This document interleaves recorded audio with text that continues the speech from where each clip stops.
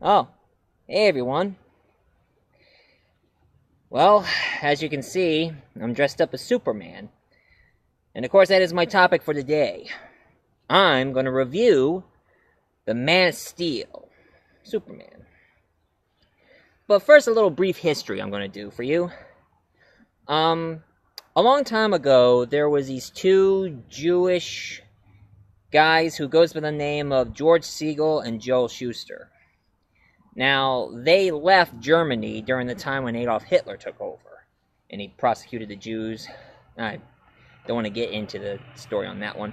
Anyway, George Siegel and Joe Schuster, one thing they done is they decided to apply for a job working in comic books.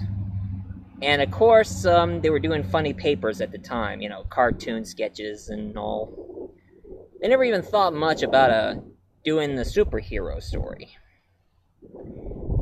And then all of a sudden they decided to do the first genuine superhero story ever written.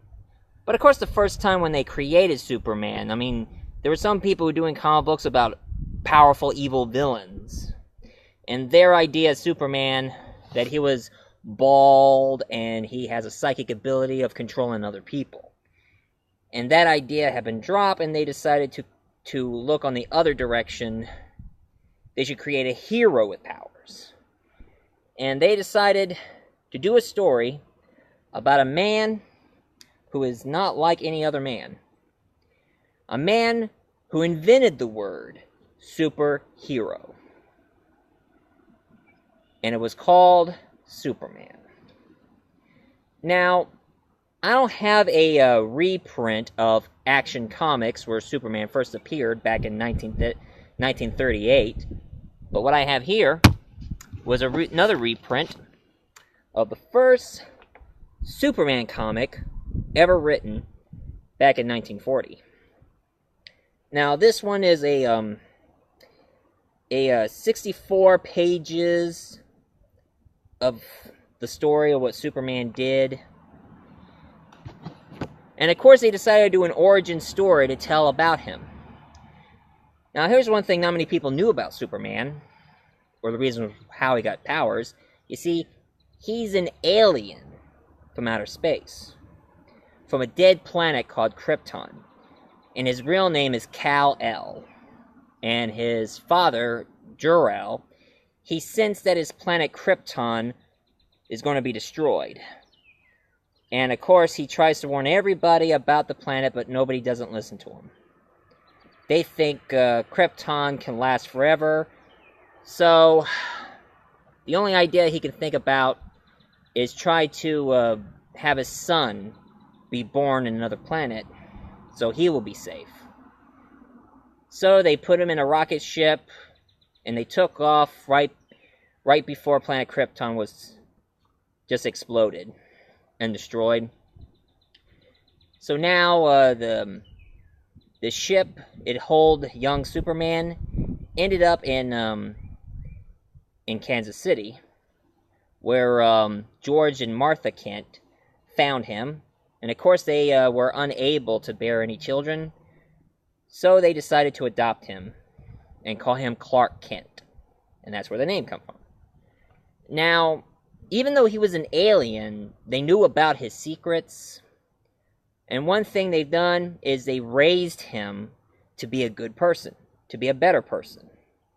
And also raise him to teach him the values of life on Earth. And be more protected to other people. And try not to be too egotistical or be evil or things like that.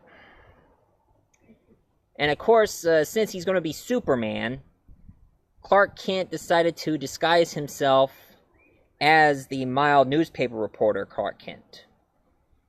And what he does is he watches and observes what's going on in the world. And of course, when danger happens, he always says, "This looks like a job for Superman." And he turns into Superman and he goes save the day. And that's the whole part of the story. Now, Superman got so popular that they did a radio show series based on his comic books. And the first radio show they ever did, it pretty much upset most of the people who were members of the KKK. They did a radio story about Superman going against the Ku Klux Klan. And it was the most political story they ever made. It, even though it upset a bunch of KKK members, but that's Superman for you. And of course, back in the 50s, during when people were afraid of communism, you see, when they did the cartoon series, he says that Superman fights for a never-ending battle for truth and justice. And then in the 50s, when people were afraid of somebody being a communist who was in league with Russia, they changed it to truth and justice and the American way. So it kind of shows Superman being a pure American. Because he landed on Earth and he raised in America. So he was no, so it kind of shows he was no fascist.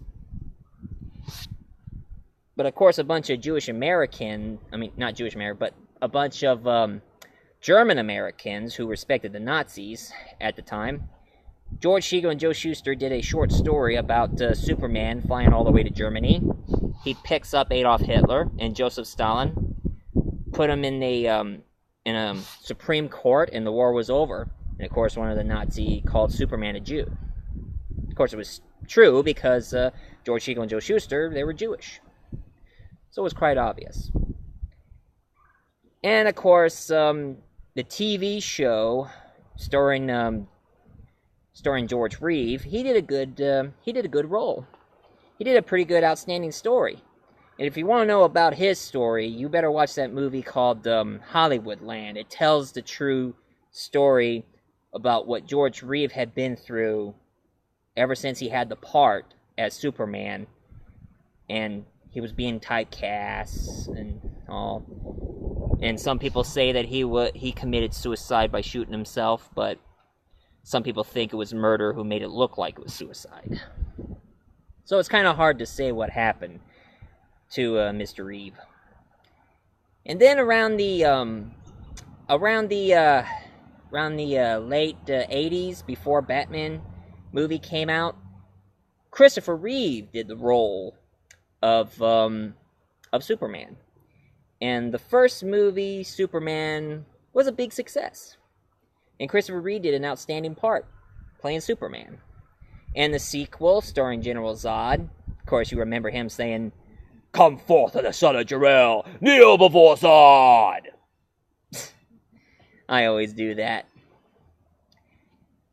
Of course, I can't do any of the actors who played Superman. The only impression of Superman I can do is the Patrick Warburton impression of Superman. And he only did the voice of Superman on that commercial with Jerry Seinfeld.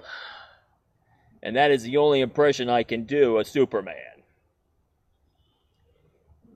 And of course, a lot of people used to thought of Superman as a snooty, show-off idiot or jerk. They think he's a show-off and all. I mean, some people would think of him sound like this. "I am Superman. I'm here to save the day. Up, up, and away!" I mean, that's for Super Duper Man for you. From the Mad magazines. Yeah, Mad Magazine did parodies. Mad Magazine did a comic book parody of Superman called Super Duper Man. So, Superman, he's a man who represents hope, and he fights for the never-ending battle for truth and justice.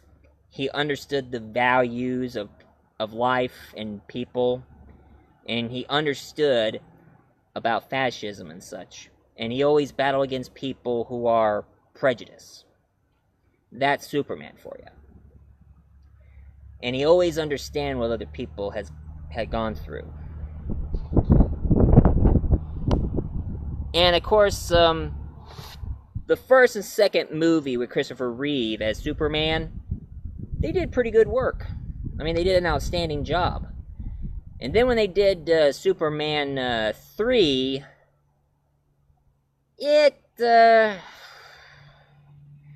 didn't go well. I mean, it wasn't that good.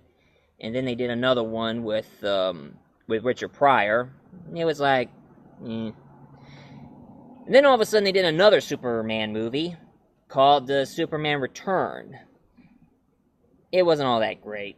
I mean, even though Kevin Spacey, who plays Lex Luthor, was okay, but that's about it. I mean, the actor who played Superman, he was all right for so far, but it's just it wasn't exactly all that good. So, sorry for those who think so.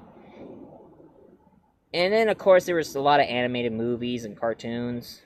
Oh, one thing you should know, when it comes to Batman and Superman, you see, back then, Batman and Superman were like pen pals back in the 40s during the Golden Age. But now, since the 80s, they changed their personality. And of course, if you remember my Batman review, The Dark Knight Return, where the first Superman versus Batman fight was ever been written in the comics. Now I don't like Superman. I mean, of course I'm wearing this costume and doing this review for respect. Because that's exactly what Batman is. I mean, Batman, he doesn't really like Superman, but he does respect what he does. And so do I. I respect what Superman stood for.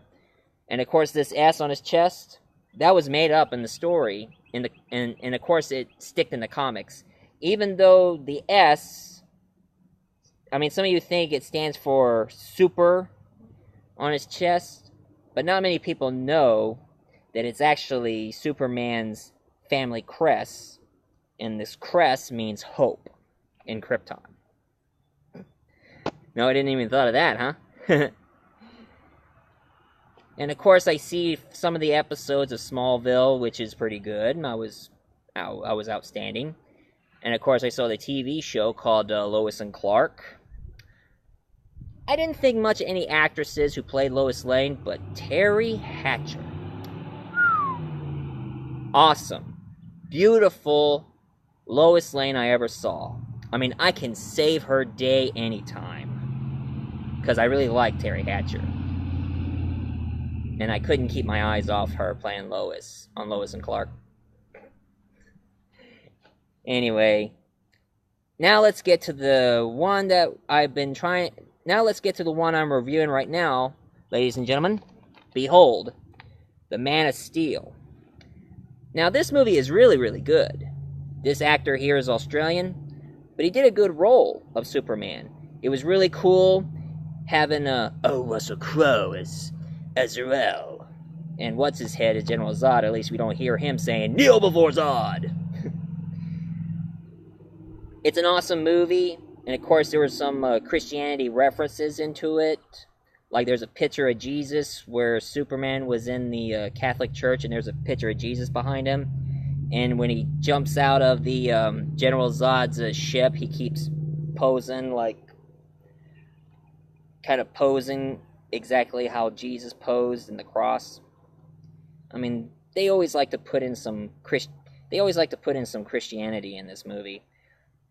All in all, some people don't like it, but me, I love it, because it kind of shows exactly, if Superman did exist in real life, this is exactly how it's all going to happen. It was an outstanding movie. My grandma, she's more of a Superman fan. She likes this movie more than I did. And now I hear they're going to do a sequel of the movie, and it's a spin-off, where Superman is going to be fighting against Batman. And I can't wait to see it, but I'm not exactly okay with Ben Affleck playing Batman in that movie. I got 2 words to tell you the reason why he's no good as Batman. Daredevil. He played Daredevil, he was no good, so therefore I think having Ben Affleck as Batman is an awful idea. But I also heard there's Wonder Woman in it, and I don't mind seeing that. And also planning on Aquaman involved as well. So I hope this movie turns out well, because there are rumors saying that they're going to do the Justice League movie after that. So, Watch The Man of Steel, if you like. Trust me, you won't be disappointed. It is really good. Now, if you'll excuse me, I gotta go save the day. Up, up, and away!